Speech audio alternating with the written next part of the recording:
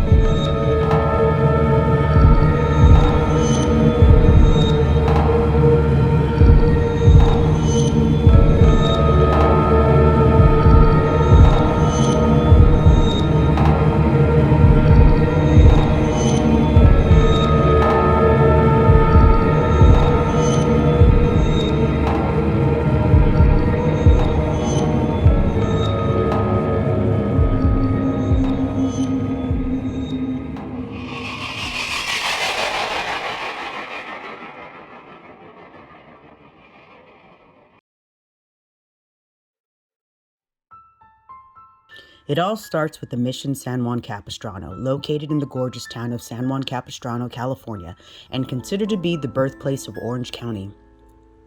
Mission San Juan Capistrano was founded on November 1st of 1776 by Junipero Serra.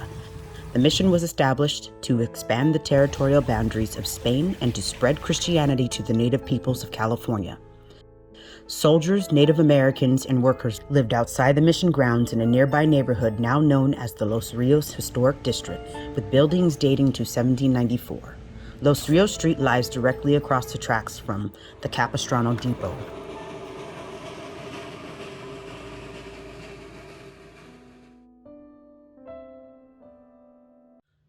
Now, 3 spirits are known to haunt the mission. One is of a faceless monk, which I think is pretty rad. The second spirit is believed to still carry out his duty of ringing the mission bells.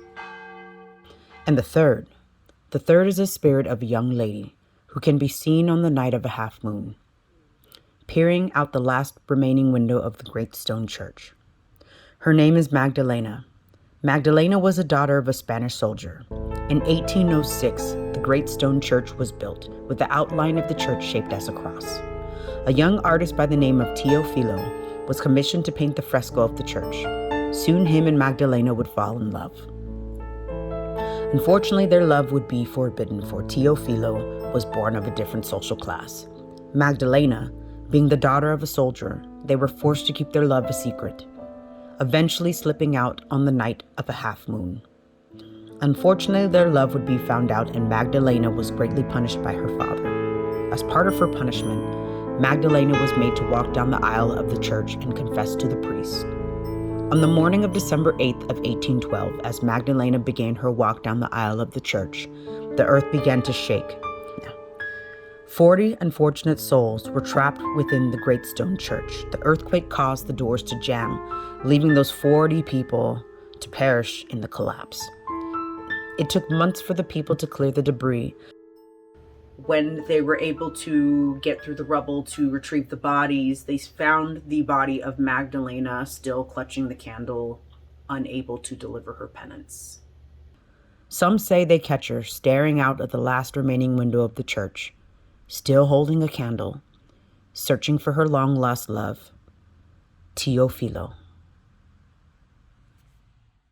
So the mission has definitely had its fair share of tragedy, so it should come as no surprise that the neighborhood attached to the mission is haunted. We start on the south end of Los Rios Street over by the Silvas Adobe. The Silvas Adobe is one of 3 remaining adobes left on Los Rios Street. Over by the Silvas Adobe, there is a jail cell where it is reported that people see shadows, other entities that lurk over there, so we thought that was a great place to start. We started our investigation with the good old-fashioned spirit box session. Hello? What did it say? Did you say what? That's exactly what it just said. Is what? Hello? Kind of almost sounded like the spirit was giving me a little bit of tood there. Caught me off guard. Definitely funny though. Very, very funny. We want to talk to you.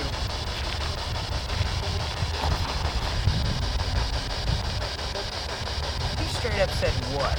Yeah. Are we bothering you, sir? How many people are here right now?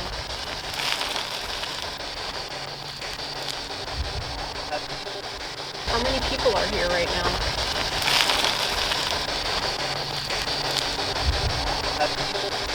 Did you say 10? I heard 7. Seven. I heard 7. Are you all in the same family?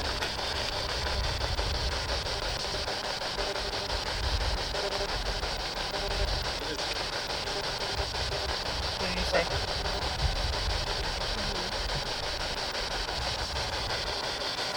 It definitely began to feel like something was lurking around us for sure.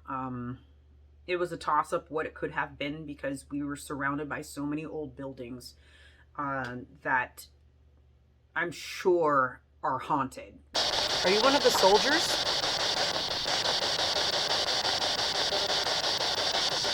What is your name?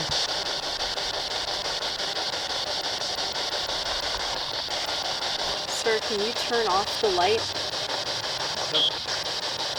It sounded like you said no. Yeah, That's what I heard. It sounded like too. Were you one of the guys that was locked up in the little jail cell?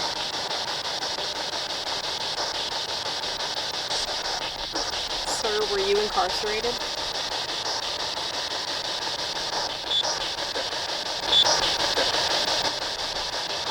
It sounded like he said Sounded yes. like yes, yeah. Are all 7 of you living in the house closest to us? I just saw something move in front of the porch. Like it went like... Was someone on the porch just now? It wasn't like a body. It was almost like, not like an orb, but it was a something.